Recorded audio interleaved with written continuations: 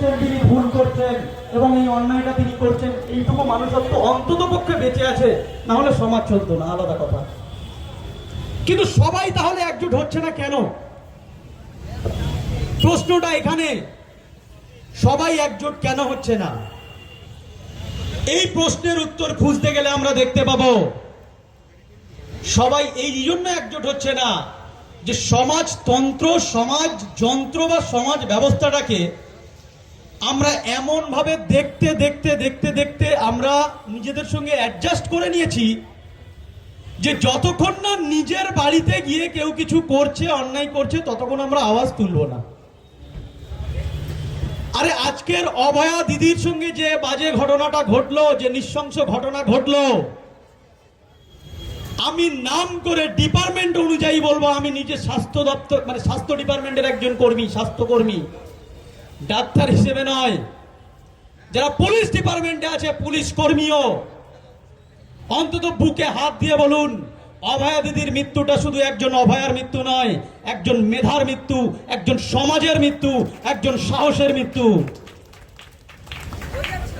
আর এই ঘটনাটাকে যারা আমরা প্রতিবাদের স্বর দেওয়ার চেষ্টা করেছি আপনাদের কাছ থেকে সাহস নিয়ে, ব্যক্তি কেন্দ্রিক একটা আক্রমণ করার প্রচেষ্টা, এবং এমন এমন ব্যক্তি একেবারে ঘোষণা করে বলছেন চলো এবার আন্দোলনটাকে কিভাবে, যারা আমাদের বিরুদ্ধে কথা বলছে চলো তাদেরকে আমরা প্রতিহত করব।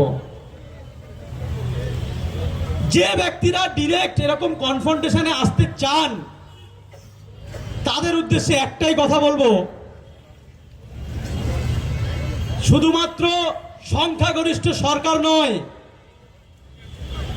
সমস্ত সিট যদি কোনো সরকার পেয়ে যায়, অন্যায়কে অন্যায় বলার জন্য একজনও মানুষ যদি রাস্তায় থাকে, সেখানে আমরা থাকবো। ওই সিট নিয়ে আমাদেরকে ভয় দেখাবেন না, কারণ এটাও আমরা জানি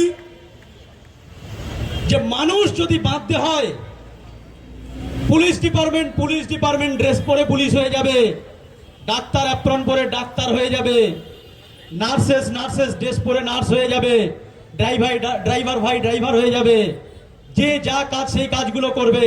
কিন্তু একটাই মানববন্ধন আছে, একটাই বাঁধা যায়, সেটা হচ্ছে মানবতা।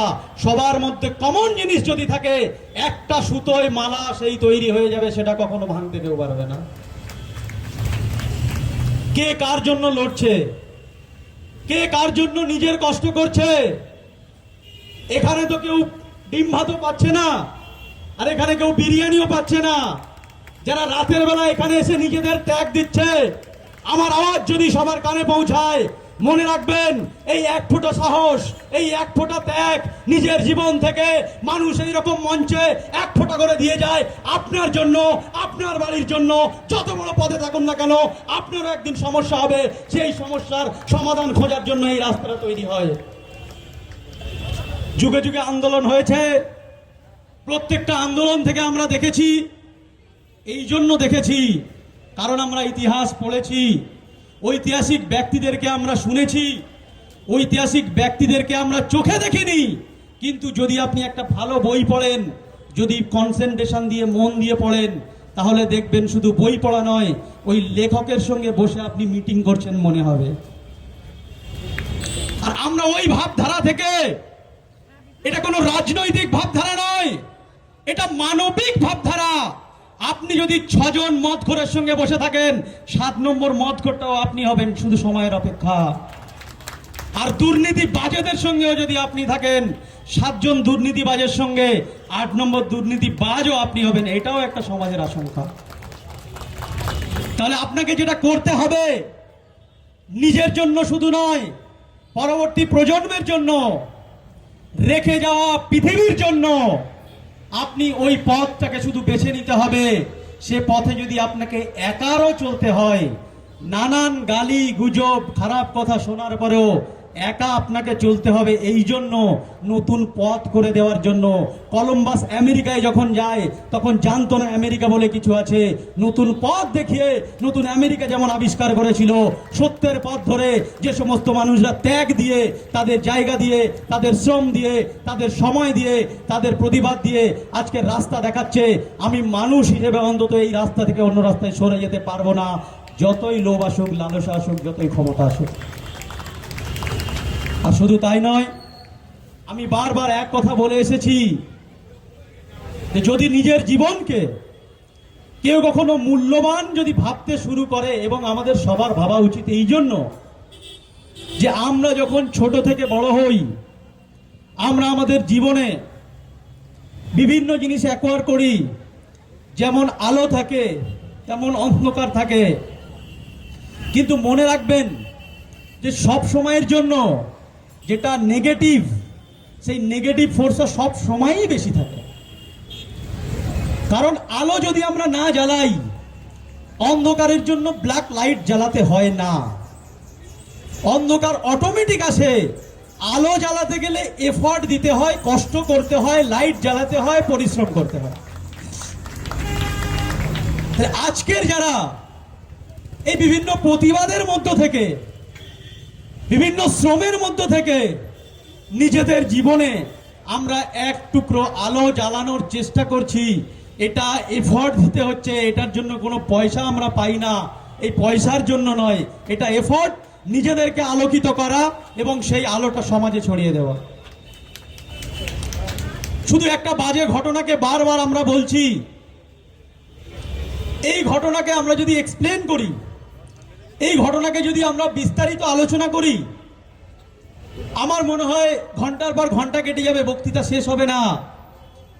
একটা ব্যাপারে যদি, আমি বারবার এটা বলে এসেছি, রিপিটেডলি বলছি, কোনো ব্যক্তির মধ্যে যদি এক ফোঁটা মানবিকতা থাকে, সে এই সময়ে যদি 30 সেকেন্ড ভাবে, আজকে আমি একটা ইন্টারভিউ দিচ্ছিলাম, আমি ইন্টারভিউ দিতে দিতে আমার চোখে জল এসে গিয়েছিল, যে 30 সেকেন্ডের জন্য যদি কেউ ভাবে যে জীবনের শেষ নিঃশ্বাস ত্যাগ করার সময় আমাদের অভয়া বোন এবং আরো অনেক অভয়া বোনেরা কি কষ্ট না পায়। আরে আর এই যে নোংরা ঘটনাগুলো ঘটছে, আমি এটা বলেছিও, এগুলো কিন্তু হঠাৎ করে কোনো ঘটনা ঘটে যাওয়া নয়।